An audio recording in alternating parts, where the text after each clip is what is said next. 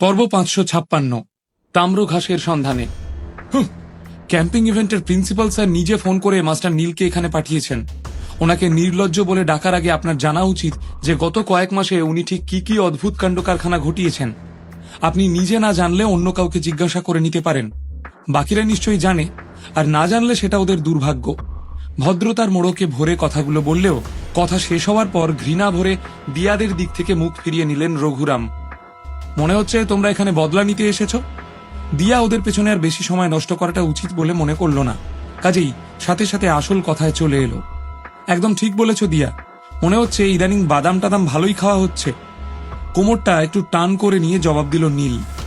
এই জায়গাটা তো আগে আমরা বেঁচেছিলাম, কিন্তু দিল্লি গ্রুপ জোর করে আমাদের কাছ থেকে জায়গাটা ছিনিয়ে নিয়েছে।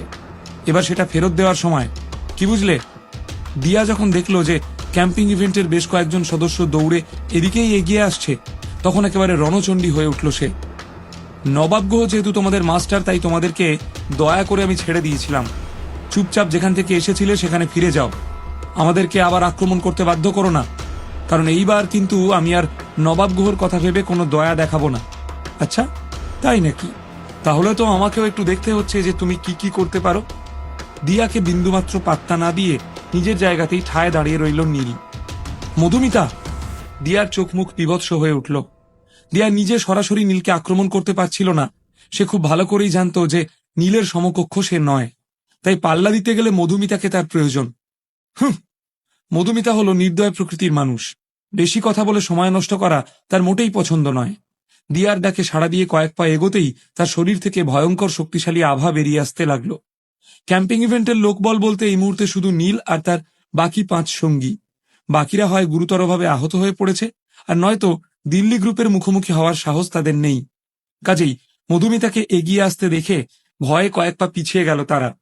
মধুমিতার ভয়ঙ্কর বিক্রম দেখে ভয় পেয়ে গেল ক্যাম্পিং ইভেন্টের লোকেরা।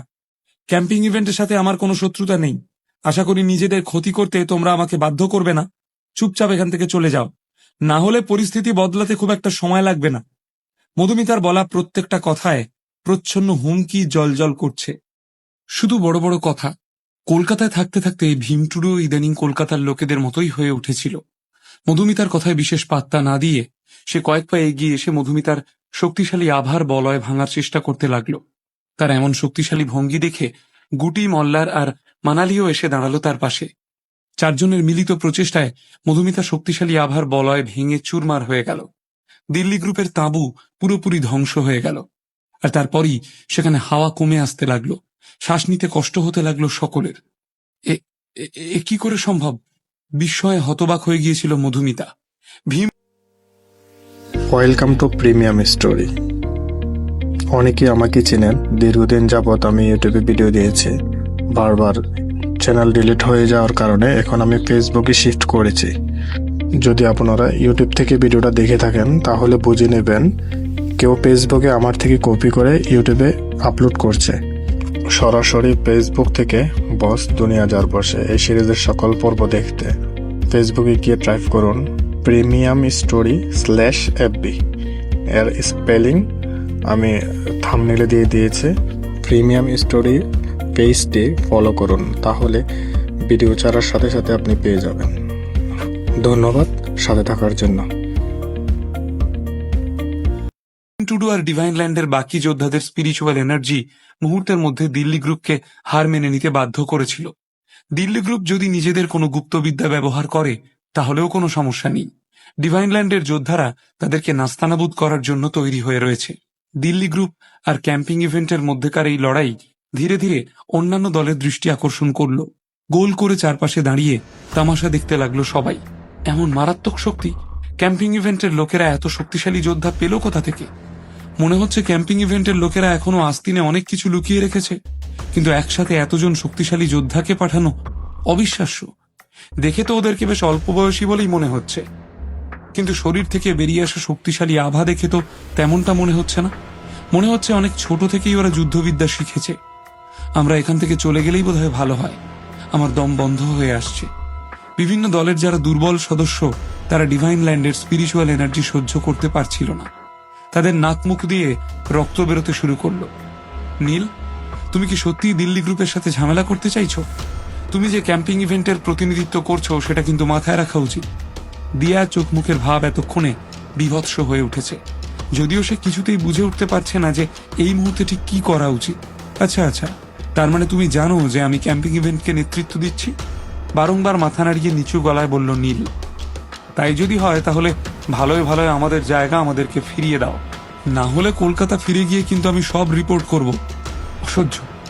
আমরা জায়গাটা ছেড়ে দিলে এখানে নতুন করে ক্যাম্প তৈরি হবে, তাহলে সেটা ক্যাম্পিং ইভেন্টের হোক বা দিল্লি গ্রুপের, কি যায় আসে? আমাদেরও তো একটা সম্মান আছে। আর নিজেদেরকে বেশি বড় প্রমাণ করার চেষ্টা করো না।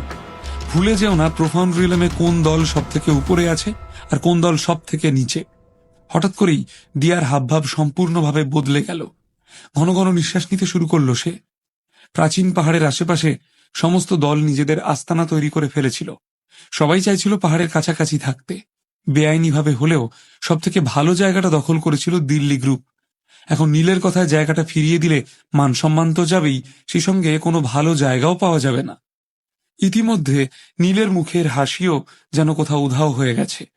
থমথমে মুখে সে চিৎকার করে বলে উঠল, আমি তোমাদেরকে শেষবারের মতো বলছি, এখান থেকে দূর হয়ে যাও, না হলে আজ দিল্লি গ্রুপের একটা লোকও বেঁচে থাকবে না। নীলের মুখ থেকে এই কথা বেরোনোর সাথে সাথে তার শরীর থেকে তীব্র শক্তিশালী আভা বেরিয়ে আসতে লাগলো। দেখে মনে হলো যেন আগ্নেয়গিরি জেগে উঠেছে। এত শক্তি! ভয়ে দিয়ার চোখ মুখ ফ্যাকাশে হয়ে গেল। নীলের তেজ সহ্য করতে না পেরে প্রায় পড়ে যাওয়ার মতো অবস্থা হলো তার। পরিবেশের তাপমাত্রাও হঠাৎই বেশ অনেকটা বেড়ে গিয়েছিল। দিল্লি গ্রুপের বাকি সদস্যদের অবস্থা আরো খারাপ। তাদের হাত পা হলুদ হয়ে এসেছে। অনিচ্ছা সত্ত্বেও বাধ্য হয়ে হাঁটু গেড়ে মাটিতে বসতে হলো তাদের। নাক মুখ দিয়ে অনবরত রক্ত বেরিয়ে আসছে তাদের, আর শরীরের চামড়া জ্বলতে শুরু করেছে। নীলের এই মূর্তি দিয়া একটুও সহ্য করতে পারছিল না। রাগে অপমানে চোখ মুখ লাল হয়ে গেল তার। চাইলেই এই মুহূর্তে দিয়া নীলের সাথে লড়াই শুরু করতে পারে, কিন্তু দলের বাকি সদস্যদের কথাটা ভাবা তার দায়িত্ব। দিয়া জানে না যে নীল এত কিছু করছে কি করে, কিন্তু এটুকু সে জানে যে নীলের এই অদ্ভুত শক্তির সামনে দলের বাকি সদস্যরা কিছুতেই টিকতে পারবে না। সবার শক্তি মিলিয়ে দিলেও নীলের মোকাবিলা করা আপাতত সম্ভব হবে না। 2-1 মিনিট এদিক ওদিক হলে সবার প্রাণ সংশয় হতে পারে। চলো, সবাই চলো এখান থেকে, দাঁতে দাঁত চেপে কষ্ট করে বলে উঠল দিয়া। দিয়ার কথা শুনে অবশেষে মনটা একটু ভালো লাগলো নীলের। ভীম, টুডু আর বাকিদের দিকে হাত নেড়ে সে ইশারা করল তারা যেন নিজেদের শক্তি নিয়ন্ত্রণ করে। একদিকে যখন ক্যাম্পিং ইভেন্টের সমস্ত সদস্যরা বিশাল খুশি, তখন অন্যদিকে দিল্লি গ্রুপের লোকেরা মুখ লুকোবার জায়গা পাচ্ছিল না। রঘুরামের মনের রাগ কমে গিয়েছিল। তবে নীলের যে মূর্তি দেখেছেন, তাতে যে এখন থেকে নীলকে শুধু তিনি সম্মান করবেন তা নয়, সেই সঙ্গে ভয়ও পাবেন। রঘুরাম বাবু, আপনি কি আমাকে প্রাচীন পাহাড় সম্পর্কে কিছু বলতে পারবেন? অবশেষে একটা বসার জায়গা খুঁজে নিয়ে পাহাড়ের খুঁটিনাটি জানার দিকে মনোনিবেশ করল নীল। এমনিতে নীল সেই পাহাড়ের পরিবেশ সম্পর্কে খুব ভালোভাবেই জানে, কিন্তু রঘুরাম আর পরশুরাম দুজনেই যেহেতু এখানে অনেকদিন আগে থেকে এসে রয়েছেন, তাই তাদের দৃষ্টিভঙ্গিটা জানার জন্য বিশেষ আগ্রহী হয়ে উঠল সে। মাস্টার নীল, আপনি একবার ওদিকে তাকান, পাহাড়ের চূড়ার দিকে ইঙ্গিত করে বললেন রঘুরাম। ওই যে, ওটা হলো পাহাড়ে ঢোকার দরজা। যদিও এখনো দরজার মুখটা বেশ সরু, কিন্তু ওখান দিয়েই আমাদেরকে ঢুকতে হবে। এই পাহাড়ে প্রচুর মণিমাণিক্যের ভান্ডার রয়েছে, সেই সাথে রয়েছে স্পিরিচুয়াল এনার্জির একটা ঘেরাটোপ। বিভিন্ন দল নিজেদের গুপ্তবিদ্যা ব্যবহার করে সেই ঘেরাটোপ ভেঙে ফেলার প্রচুর চেষ্টা করছে বটে, কিন্তু এখনো পর্যন্ত কোনো ফল হয়নি। ভেতরে কোনো মশাল বা লণ্ঠন নিয়ে যাওয়া যাবে না, যে কোনো মুহূর্তে বিস্ফোরণ ঘটতে পারে। আর টর্চ নিয়ে আমরা যেতে পারি, কিন্তু কতক্ষণ সেটা আমাদের আলো দেবে বলা যায় না। কথা শেষ করার পর রঘুরাম যখন বুঝতে পারলেন যে বিন্দুমাত্র আশার আলো তিনি ফোটাতে পারেননি, তখন মাথা নিচু করে দাঁড়িয়ে রইলেন। এখনো অবধি যতটুকু যা খোঁজ খবর করেছি, তাতে পাহাড়ের বিপদ আপদ সম্পর্কে বিশেষ কিছু জানা যায়নি। তবে পাহাড়ের দরজার কাছে যেমন শক্তিশালী স্পিরিচুয়াল এনার্জির অস্তিত্ব রয়েছে, ঠিক সেই রকমই ভেতরে রয়েছে ঘন অন্ধকার। তারপর কোথায় কি রয়েছে ঈশ্বর জানেন। আর ভেতরে ঢোকার পর কি হবে কিছুই বলা যাচ্ছে না। কথাটা বলতে বলতে কেমন যেন অদ্ভুত মুখে চেয়ে রইলেন রঘুরাম। নীল অবশ্য রঘুরামের কথার কোনো জবাব দিল না। সে বেশ বুঝতে পেরে গিয়েছিল এদের এতদিনকার পরিশ্রম আর কোনো কাজে আসবে না, কারণ ভেতরে নরকের অন্ধকার সবার অপেক্ষা করে আছে। মাস্টার নীল, আপনি এখানে আসার কিছুক্ষণ আগে কয়েকজন ভেতরে যাওয়ার চেষ্টা করছিল। গেছিল 10 জন, কিন্তু ফিরে এসেছে মাত্র 1 জন। যে ফিরে এসেছে সে এমন ঘোরের মধ্যে রয়েছে যে ঠিক করে কিছুই বলতে পারছে না। তবে খবর আছে ভেতরে নাকি আদিমানবের দর্শন পাওয়া গেছে, আর সেই আদিমানব নাকি সবাইকে মেরে ফেলেছে। খবরটা নীলকে দিতে গিয়ে নিজেও যেন বিস্ময়ের ঘোর কাটাতে পারছিলেন না রঘুরাম। কি বললেন আপনি? আদিমানব? নীল এমন একটা ভাব করলো যেন সে কিছুই জানে না। তাহলে আপনি বলতে চাইছেন যে এই পাহাড়ে আদিমানব বাস করে? সত্যি কথা বলতে রঘুরামের কথা শুনে নীল ঘাবড়ে গিয়েছিল বই কি।